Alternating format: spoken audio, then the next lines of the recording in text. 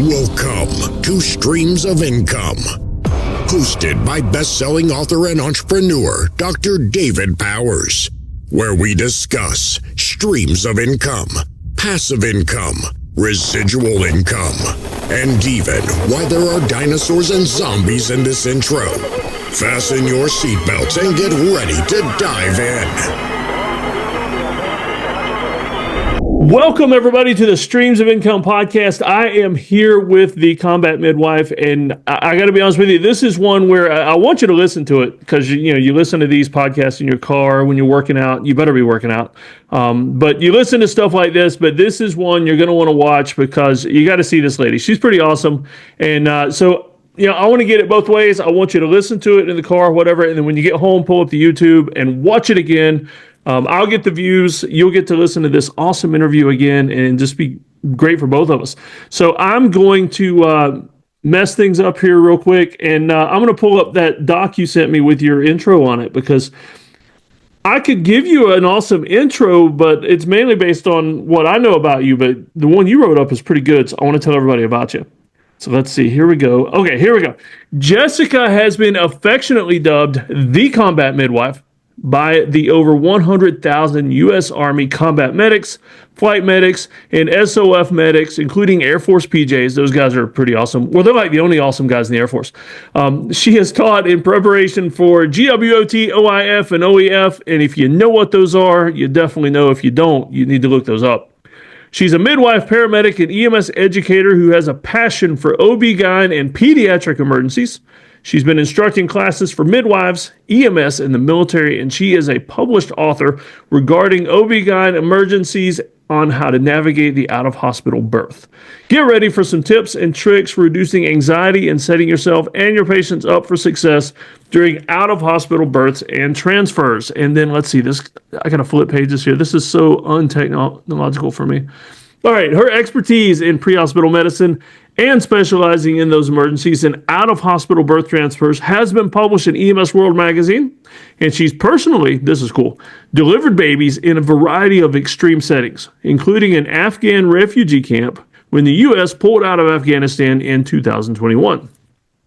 Her fast-paced yet nurturing approach equips individuals, families, and medical professionals with the confidence and skills to care for women and newborns when it matters most. Whether training elite military teams or rural first responders, her mission remains the same, to ensure no birth is left to chance. And she gave me all kinds of links and stuff. They're all going to be in the show notes. And I want to add one final thing, Jess, before you introduce yourself a little more, is this is the first podcast guest since I started this podcast that has actually spent a night here on the farm. You are the first one. Everybody else is, I've invited a lot of people, but not many people are brave enough to spend the night on the farm. And so she spent a couple of days with us, did the mailbox walk that I talk about so much in the hot sun. And that was the day after you did that ruck event with us too. That was, you stayed here and we had workouts and stuff. Am I missing anything you want to add to all that? Career-wise, no. There's much more to me as a human, but I think that sums it up career-wise. Yeah. And what I wanted to really talk about, because if there's any medical professionals listening to this, you have got to go to her website, because we're not going to delve into teaching you how to do home births and stuff like that on this podcast. But if you're curious about that stuff, you got to go check her out and follow her on Instagram, because it's pretty amazing. And I am constantly amazed at the videos and stuff that you post on Instagram. And I'm surprised Instagram lets you, because we're talking graphic birthing type stuff. They don't. I get thrown into meta jail often. Oof. Me and Zuck are not friends. I get thrown into, literal jail. I can't get into my account. So when people are like, you just disappeared, I'm like, no, man, I was in jail. Yeah.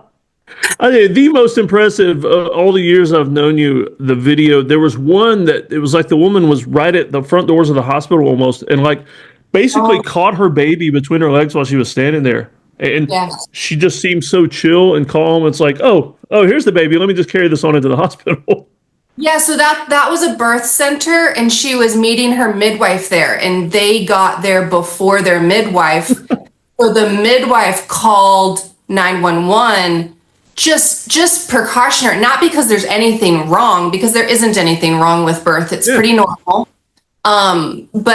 So that's why there's two police officers standing on the peripheries going, stroking out, going, I think I should have called in sick today, or maybe I should take that PTO.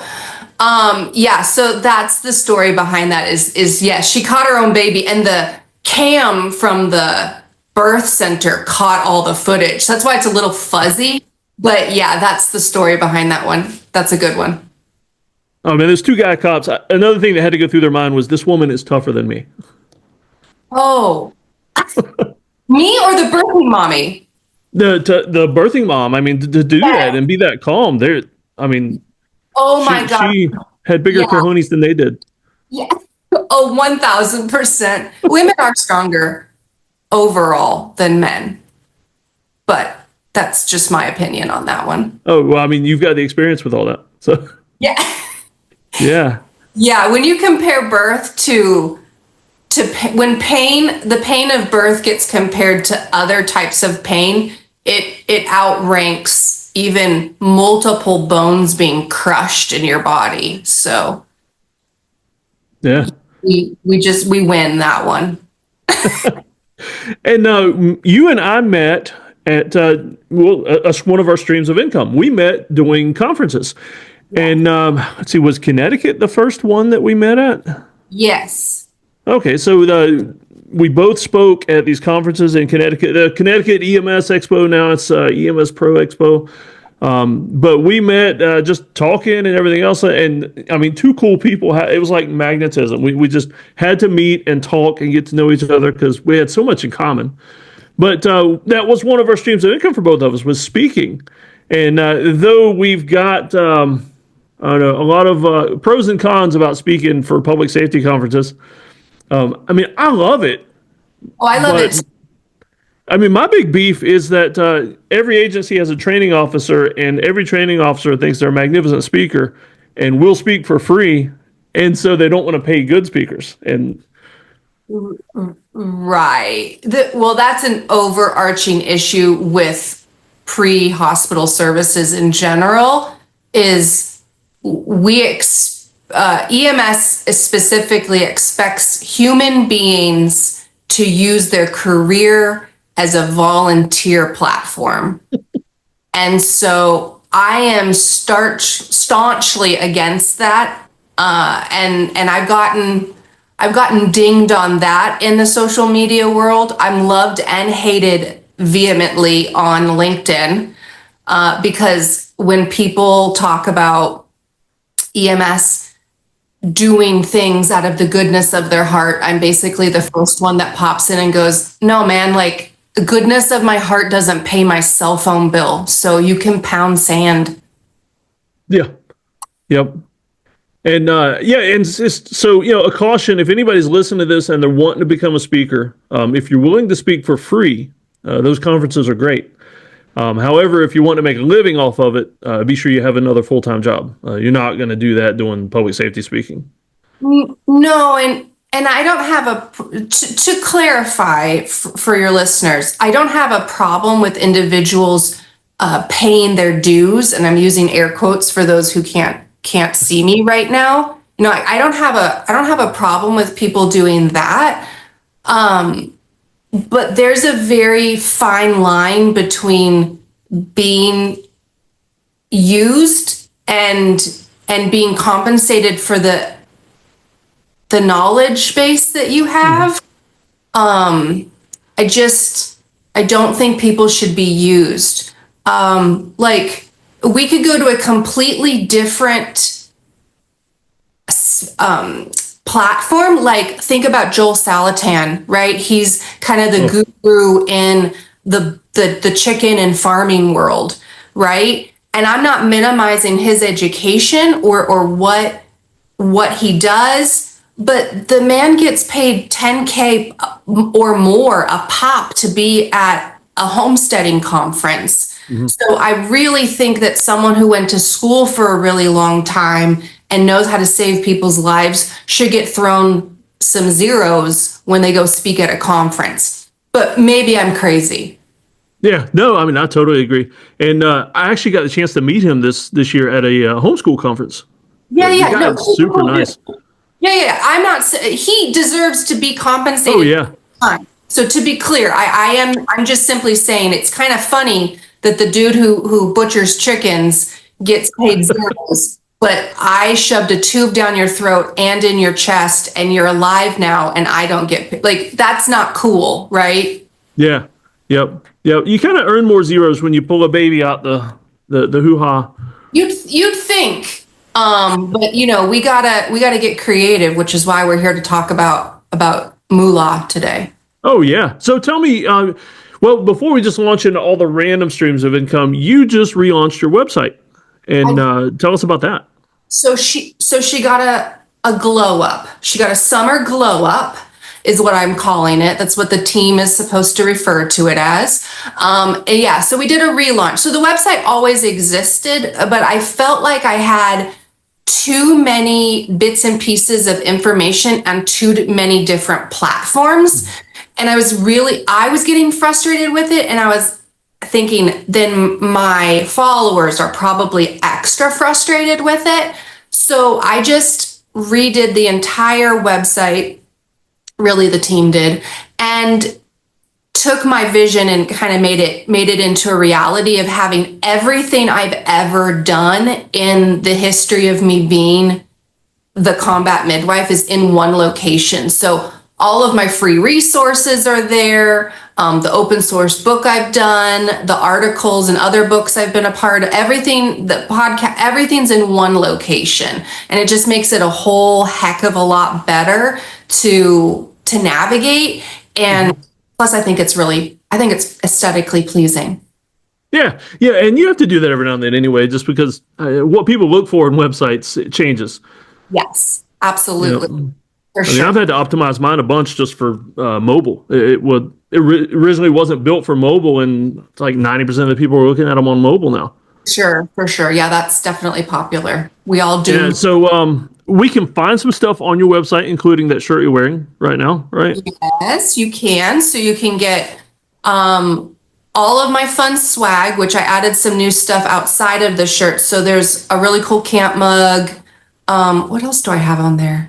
I forgot. I launched a bunch of cool swag items and for the summer, and then we'll do a whole new slew of them for fall because everybody loves a hoodie, and we'll do hats and all that fun stuff in the fall. I do have a patch and a new sticker coming, but that's all fall and Christmas launch. Let's see.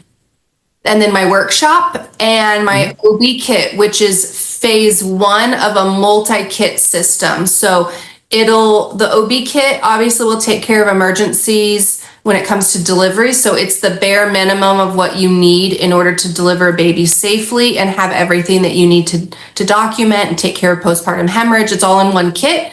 And then next year we'll launch an entirely new kit that feeds off of that one. And so they'll all stack and click together. It's kind of cool. That is pretty cool. So if, whether you're doing, working for a pre-hospital agency or something, or you're a prepper, you definitely need to have one of those. Yeah. And I've definitely had a lot of people who are doing medical missions get them, or they're doing kind of overseas civilian under the umbrella of the government. And we know those people never get the resources they need when they're overseas. So I've had a lot of people grab those. That kit was birthed, pun intended, out of a necessity. So I finished a training for a group that was going on a deployment, and they came up to me after class and said, "Hey, we know we might have to deliver some babies on this mission or care for some children. What should we do? What can we use in our aid bag?"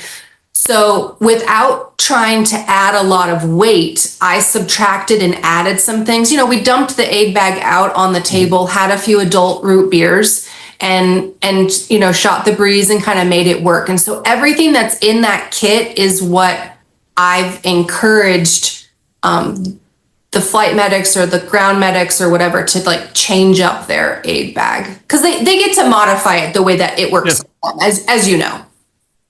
Oh yeah. And I think it's pretty awesome though, because I mean, this one kit is good for Green Berets, helping a village somewhere on the other side of the world, or a homesteader like me. If I'd have decided to have another 10 kids, I would keep one handy here at the house.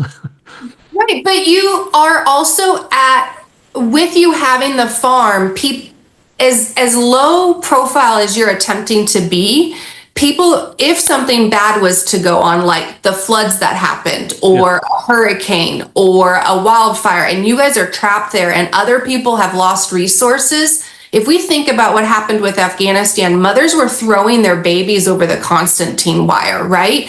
A mother and a father will always sacrifice themselves for the betterment of their children. So you could, in theory, wake up one day and there's a pregnant woman sitting on your front porch who's going to have a baby soon, or they left a baby in a basket because you already have children. Your children are cared for, they're loved, they're wonderful. Both you and your wife dote on them lovingly. And so they know that child would be taken care of. So a lot of times people are like, oh, I'm done with having kids. And I'm going, yeah, but you might need that. Not to mention, it's a really good idea to have stuff that even though you might not need, someone else can, so you can barter, right? It's a good bartering, leveraging tool. And so thinking kind of outside the box is also really important when you're thinking about prepping. Oh, yeah. Yeah, and I always like to think from the point of view of like, what skills can I offer? Not, bartering skills and the stuff. And I mean, for me, it's going to be medical. I mean, because I don't have a huge farm, and I don't blacksmith. Although one of my kids is doing blacksmithing classes now, and so we'll have that to barter with as a family. For sure, that's really cool. I saw some pictures of some really cool things, so that's awesome. Yeah, and I've got him signed up now. He's learning how to make knives and stuff in the blacksmith forge, and he's wanting to build a forge now here in the backyard. So that's amazing. And you know, skills like that, like skills like blacksmithing, welding, like those are dying fields. Yeah, but they're like apocalypse proof. They're going to be needed for sure, because not a lot of people think those are the sexy, cool things to be doing, but they built not only our country, but every civilization. Those skills. So that's great. Oh, yeah. And you and I are big friends of the Outlander show. And so pretty much think any occupation in that show is something that's apocalypse proof. I love Outlander. and I'm going to find them stones. I'm going back. So if I disappear for good, you know where I'm at. Yep. Yeah, we know where you're at. We just don't know when you're at. Correct. Yep. All right. So we've covered, you speak at conferences. That's one source of income. You have the website and lots of merch and this awesome OB kit. What workshops? You mentioned workshops. So you're not speaking at conferences, but you're actually hosting your own workshops now too, right? I am hosting my own workshops. So they're all over the country. And it's an 8-hour all day course. We really go until everybody feels comfortable with everything, but it's an 8-hour class, kind of a 60-40 split on classroom and hands-on, more hands-on than classroom. And we spend all day learning how to take care of women and young children if they couldn't get to definitive care or they chose not to. So there's so many people that are choosing to exit the medical system and not utilize healthcare because, they're corrupt. And so it's nice to give people options. And so the variety of individuals, this class is from what I was always teaching and what I still teach the military when I work with them, because I still do that. So whenever I'm with the teams and I'm covering women and children's healthcare, these are the exact same lessons I'm teaching them. I've just pulled out the medical aspect that civilians can't use, and I've replaced that with homeopathy and herbal resources that actually do work, and I carry in my bag as a midwife and go to all of the time, and they work. And then I've pulled out like the care under fire, because I'm not teaching that to civilians. They can learn that another way. And so it's exactly the same information. This really just happened because I kept getting so many messages. Please, can I come sit in? I'll just audit your class. No, sorry, Jane, I can't bring you on base, right? Like, that's not a thing I can do. Mm-hmm. And so I really just kind of sat down and went, I could just teach this to people, and people are loving. I'm having full classrooms. People are loving it. Yeah, I mean, it sounds awesome. And I've been on your website, and I'll tell everybody here, if you're listening to this, that you hop on the website and you can see where the workshops are, how to sign up. All that good info is there, and it's really worth it. I would highly recommend it. Yeah, absolutely. I'd love to have people join. It is a really fun day. We spend a lot of time together, and the purpose is not just to give people the medical education, but it's also to cultivate a community that you didn't know existed in your own backyard. So yes, while I could host them in Texas, where I'm from, and have everybody come to me, that would be a lot easier on me. I just find that one of the foundations of the Combat Midwife mission is helping people cultivate those communities. Mm-hmm. I get asked to deliver babies all over the country all the time, and I rarely say no. But the thing is that I won't always be on this planet. And so by being able to pass the torch of knowledge to someone else and they can care for their family, it's really awesome to be able to see that development and how it changes people's lives. Oh, yeah. Yeah, I mean, there's that old adage that, those that can do, those that can't teach. I always hated that, because the best teachers are the ones that have a body of knowledge that they can't not pass it on. They just absolutely have this urge to pass it on to the next generation and spread it far and wide. Absolutely. I think I truly do believe that. I also think that it also just comes from, being a homeschool kid. Most homeschool kids just have a thirst for knowledge, because it's also cultivated in them at a very young age of the world is your oyster, and you can learn and do and explore and experience just about anything. And I think that's also been fostered for me as well. Oh, yeah. Yeah. And so another stream of income you kind of alluded to is the teaching. So you do a lot of government contracts with the military, with other government agencies. And, that's not something people can access, but it's a pretty lucrative stream of income, I would assume, or at least a busy one.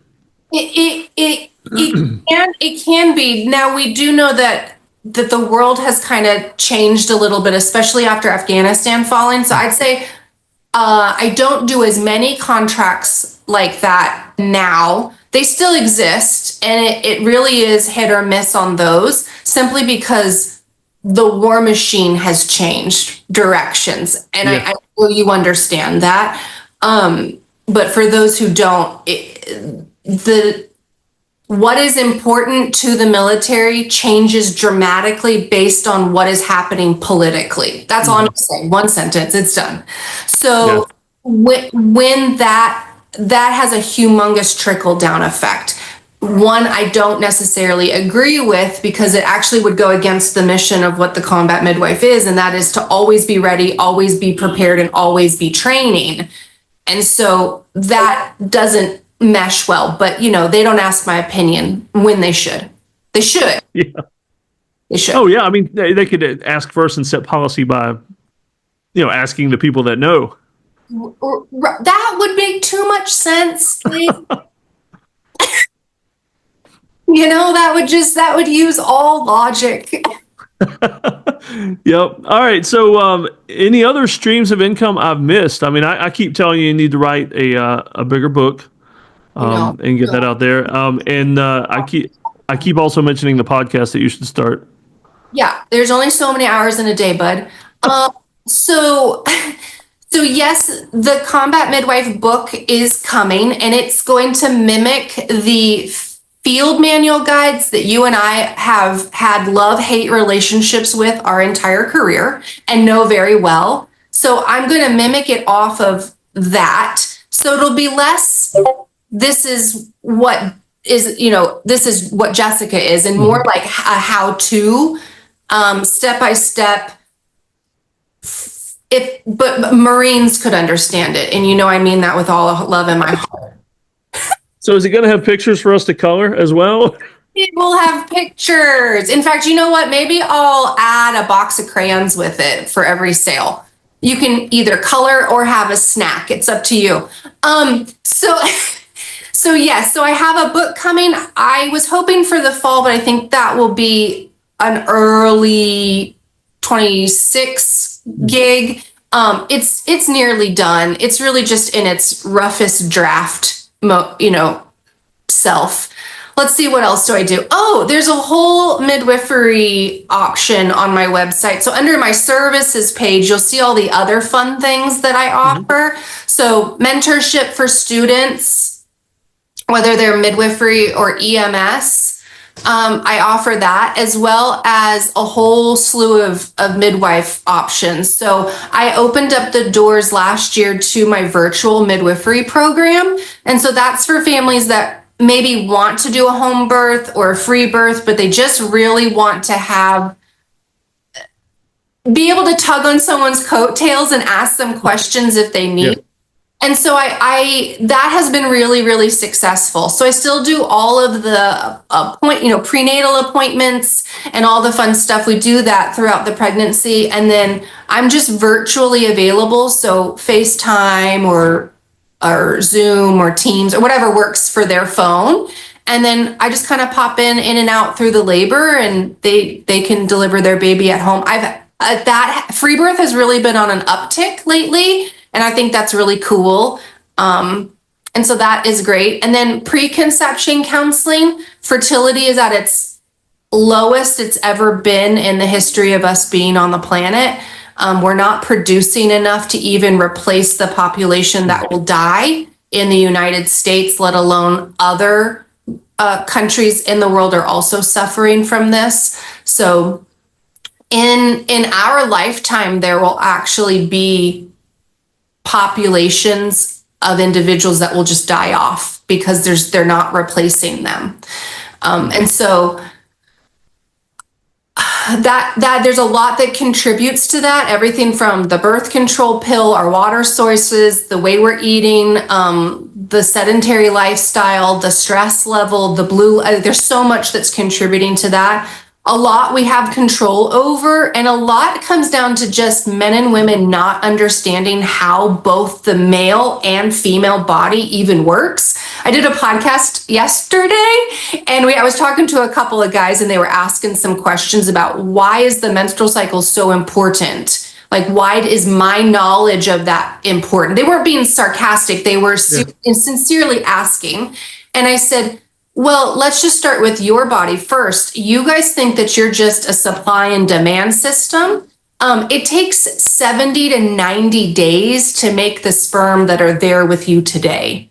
So what you did 90 days ago of binge drinking, dumping caffeine into your body, not exercising, low testosterone, like that affects your offspring and your lineage.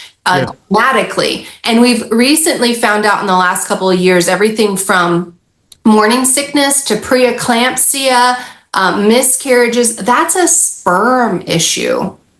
And since the beginning of time, women have always been villainized when it comes to fertility. I mean, there are queens that have been beheaded because they didn't produce an heir. So entire lineages have been removed from this planet simply because they wanted to point fingers at the wrong person. And I'm not at all saying that we need to point fingers at men. What I'm saying is that we both need to be responsible when it comes to our fertility. And so I offer an entire program for couples that want to meet with me and say, hey, can you help us with this, or what should we be doing? While I am extremely nurturing, I am a no fluff person. So if you need to be loved and doved and wined and catered to, I am not your girl. Because I'm going to straight up say you need to remove the following items. Clean out your kitchen, that kind of stuff. Oh yeah, and that's one thing I've been doing is I mean I've got 5 kids and we're done with that, but just for my health, getting rid of the plastics, trying to get rid of the nonstick skillets. I mean we've switched over all that in the house because it also bears into what we're feeding our kids. You know, are we feeding them a bunch of plastics or actual real food? Yep. Yeah, You we know? need to have your feral children have more feral children. Yeah, yep. And one thing I will tell the people listening is if you haven't had your first kid yet, or if you have even, because me and my wife were talking about our first one, and we didn't know what we were doing. I mean, like most couples, and the doctor just ran roughshod over anything, any of our wishes, anything we wanted to do. We didn't know what to ask or what could be different. And so I'm telling the listeners, if you haven't been pleased with, I guess, the way you were treated with the kids you've already had, or you haven't had any yet, that is why you call Jessica and you have her be an intermediary for you, or give you the questions to tell your doctor, or convince you to do a home birth. Any of that, though. But I mean, just having somebody to, that's got your back, that can tell you, no, you don't have to do this the way the doctor said. Our first birth, like for instance, we wanted our son, our first son, was born so close to the 4th of July. And we thought it would be so cool because he'd have fireworks on his birthday. He was due on the 4th. The doctor didn't want to have to work on the 4th. And so he convinced us to induce on the 2nd. And that was our first kid. And we realized later on we didn't have to do that way. I mean, we could have done it naturally in the way it was supposed to happen, and it probably would have been a 4th of July birth. That would have been awesome. That would have been super cool. That's so funny that you say that because I've always wanted a 4th of July baby because I was like, how freaking cool is that? That'd be so cool. Yep, it would. And if we'd had somebody like you to tell us or yell at our doctor for us or switch doctors, whatever, I mean, that's what people need. That's what you're there for. That is what I'm there for. I am good at playing interference for sure. And I may be pocket sized, but I'll yell at a full grown doctor. Pocket sized, fun sized, however, but full of energy. And you are the person that's willing to yell at a doctor on behalf of a patient. I don't care. We both put our pants on the same way, one leg at a time.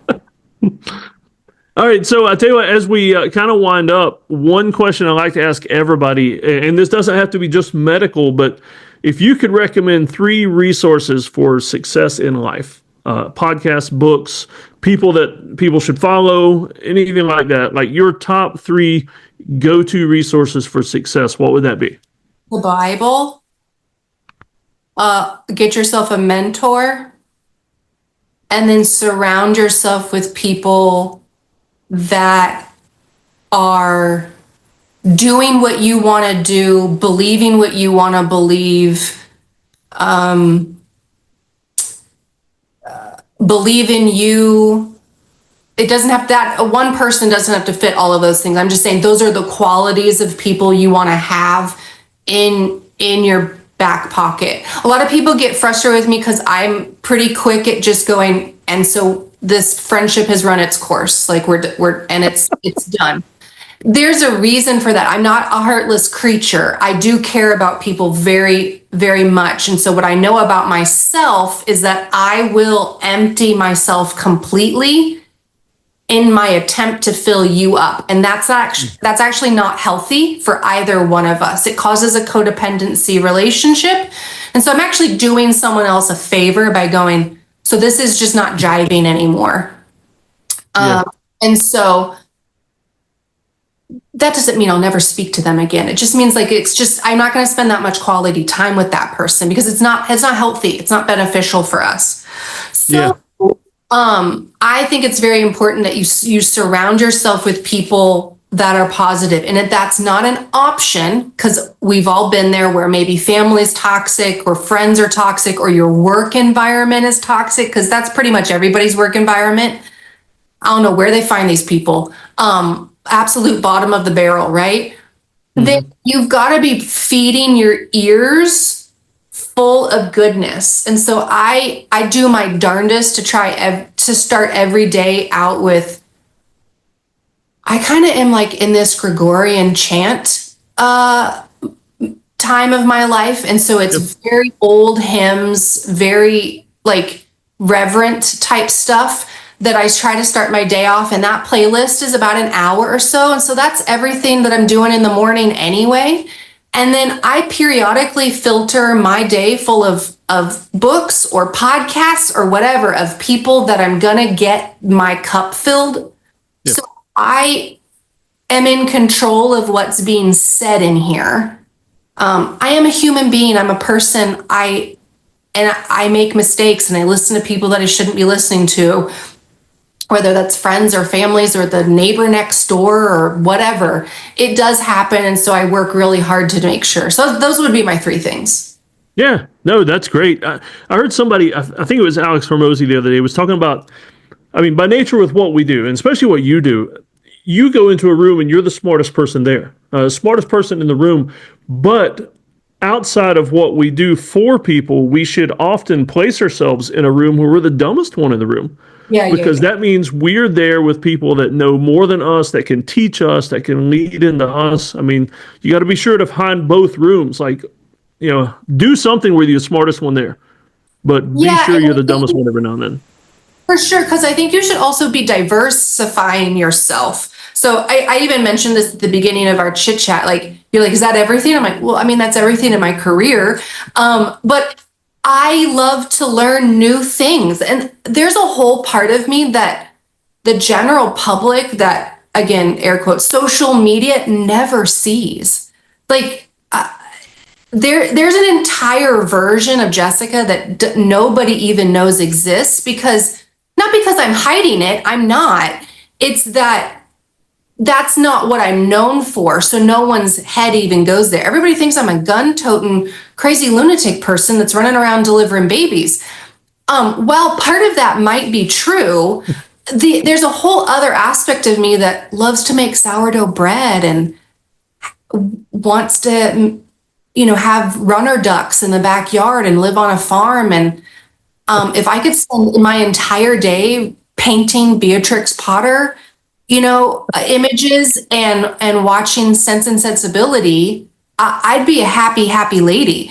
So but that's just not where my life is at right this second. Yep. Right. So God's put me in a place where I'm just in the fight, I guess, right now.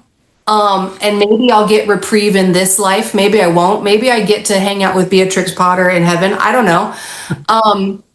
I'll have my own Peter Rabbit. So putting yourself in situations where you're learning new things, whether that means you're taking up a new hobby where it helps you escape from your streams of income, is also super important. For me, that's sewing and doing arts and crafts and baking and cooking. I think my friends get really burnt out of me sending pictures of the really awesome food that I create, because for me, that's my art, right? Like, that's my escapism from the stuff that's going on. So, I turn off all the noise, the world noise, and put on a really great playlist, or, listen to a book rather than sit and read one. And I'll bake for hours because that's just really fun for me. And that's a way to learn a new skill and be practicing something and glean from other people. Again, putting yourself in a position where you're the dumbest one in the room doesn't necessarily have to be a physical room. It could be YouTube. Yeah. Right? It could be a podcast where you're just gleaning information from somebody.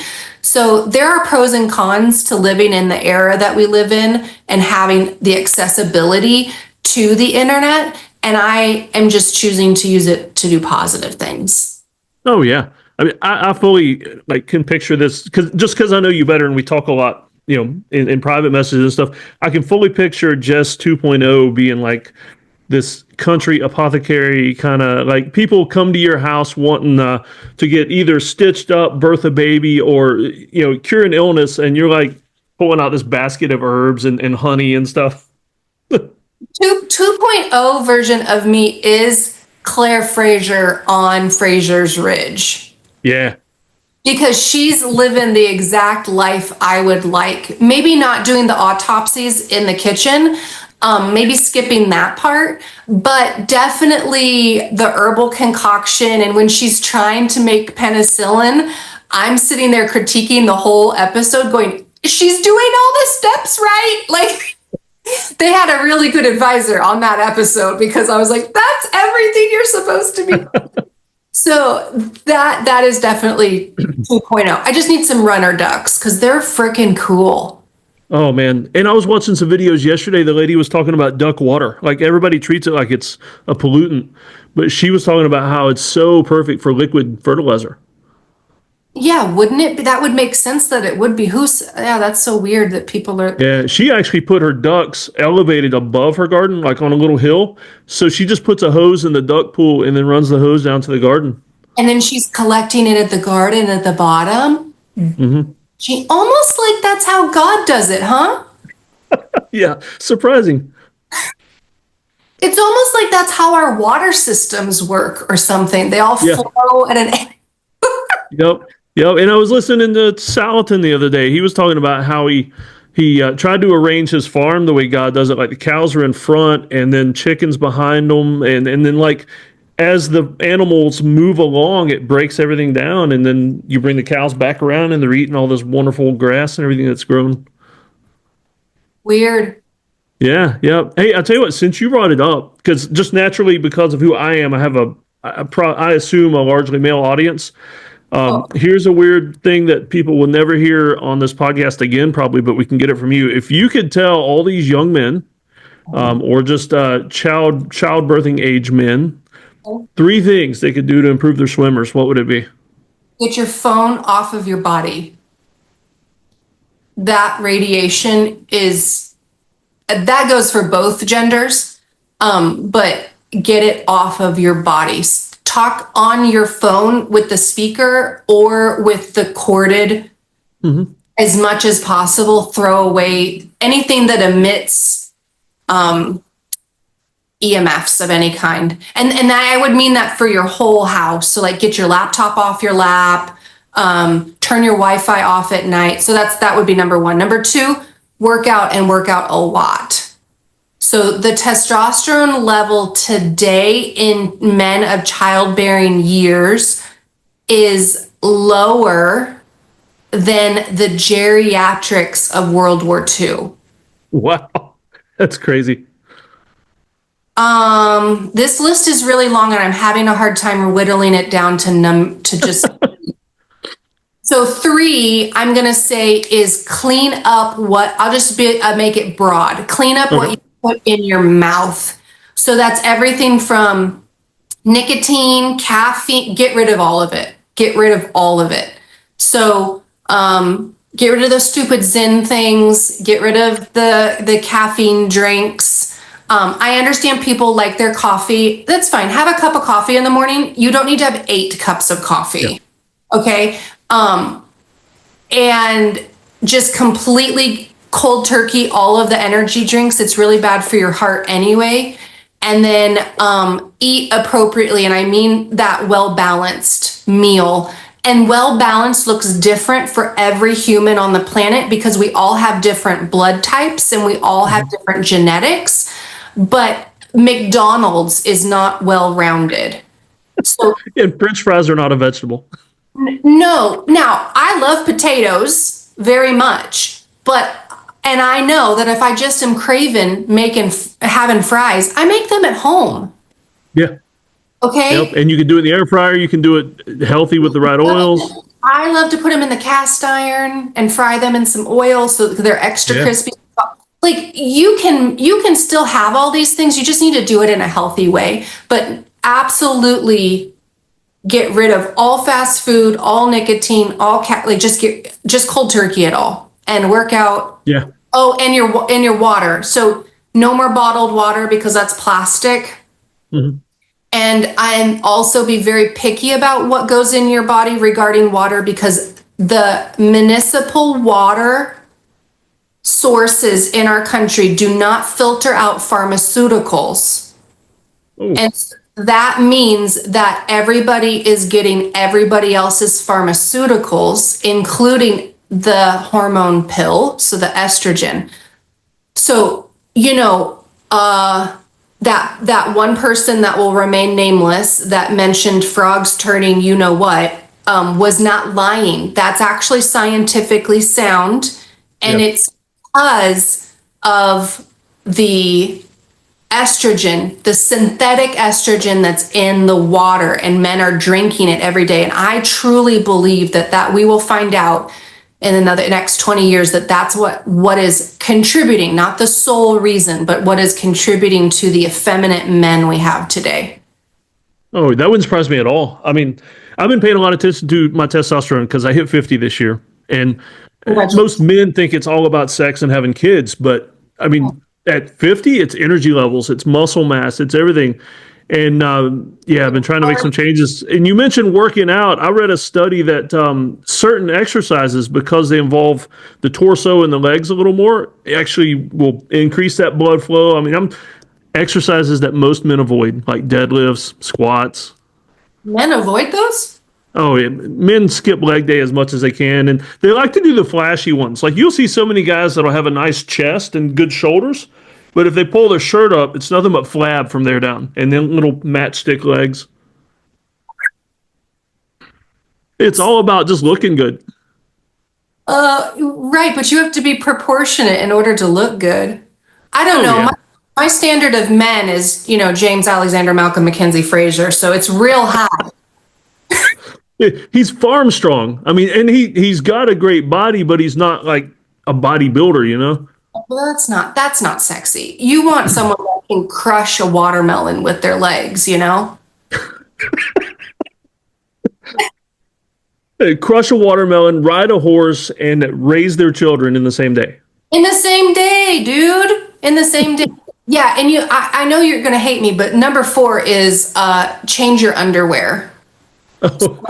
So as in, everything needs to be cotton boxers, not boxer briefs. So the hotter your testicles are, the less swimmers you have, and that will directly affect testosterone. So the more compressed and hot they are, not good. I'll give away a freebie. When people come to me for preconception counseling, he has to ice his balls once a day. Yeah. You should maybe on the website sell, license the right kind of underwear for men. But because it is a big problem. I am truly looking for, since we're speaking of not only revenue and different types of income, I am truly looking for partnering up with a lot of different organizations, like companies that I love, such as I love the Berkey water filter because it goes with me everywhere. So I'm the one that's like shoving my socks and everything in the Berkey that goes into my suitcase because I care about the water that I'm drinking. So if anybody has seen the movie Erin Brockovich, that was when PG&E dumped a lot of toxic chemicals into the California waterways. And when I was a child, I was exposed to that. And so my mom took me to the hospital when I had blood coming out of every orifice, my eyes, my nose, my mouth, my ears, and I'll let you just think of everything else down south. So I had blood just pooling out of me. And the ER doctor said, there's something going on with the water. I don't know what, but she's had an exposure to toxic chemicals. Now, my parents were very young, and so they didn't know, hey, we should probably go sue someone. So I could be really rich right now and then not need to be on your podcast. But here we are. So I'm very particular about water, but I want to pair up with Berkey and with a company that sells really good boxers for men that are not the boring white ones that we see in the 1940s movies. And everybody goes, whoa, are you wearing a sail on your lower half? Because there's so much fabric. I do want to do that because I want to be able to help people know what can you trust out there? Because it's so hard to figure out what can and can you not trust right now. And I've done so much of the legwork. Most people would think I was crazy, but there was a couple years there where I was testing every fertility thermometer. So I'd sit there and use all of them every morning. They're lined up next to me on my bed because I don't recommend something to someone that I haven't personally used and I like. So, Yeah, so I think that's coming. We just started kind of partnering up with some people, and I've reached out to some companies, so that is coming. Yeah. Okay. Well, and you mentioned all that. I've got some ideas, but I'll send those private, and that way you've got the idea before anybody else does. Thank you. So, as we get ready to close out, any parting words? Like, this is closing out. You want people to remember one thing, if nothing else, about what you do or your income or anything else. What would that be? I really should be better at this since I speak for a living. And I get put on the spot sometimes. And I'm like, I don't know, man. I could talk for hours about all this. One thing. I think that everybody has a purpose on this planet and has something that they can contribute to somebody else. And I got the name, the Combat Midwife, because soldiers gave that to me. I didn't come up with that one day. I can't take any credit. They just started calling me that and it stuck. And then all my coworkers started calling me that. And I was finishing up midwifery school. So I was seen as someone that was bringing value to the table, even when I was just getting my swimmer legs as a midwife. I mean, I had years of experience as in EMS at that point, but I was just getting my swimmer legs in midwifery, and I was still seen as someone that could bring value. And so I guess my going away message is, you may be learning something new, but when your passion is in it and you're all in that thing, you probably have way more to give somebody than not. So having a little bit of courage to turn that into a side hustle or a way you take care of your family isn't far-fetched. Yeah. Oh yeah, absolutely. I firmly believe all that. Yeah. And you were doing a great job in what God has called you to do. Oh, thank you. Thank you very much. And so we'll go ahead and close out, everybody. And she's talked about a lot of cool stuff. And I don't mean that in a bad way, like she's talked nonstop. Because I got to be honest with you, you have got to, if you can get to know Jess, meet her at a conference, go to a workshop. She does talk a lot, but you are going to want to sit there for every single minute of it. It's worth it completely. And so there's a lot of links in the show notes. I'll put those in there, and get in touch with her if you need her services. And honestly, anybody that's having kids needs the services and needs the training. And I gave you and your followers a discount code, so I hope you'll put that in your show notes. But specifically for your guests, so wherever they're listening, they can pop on the website and see where the next workshop is and use that code to give them a discount, and it doesn't expire for your listeners.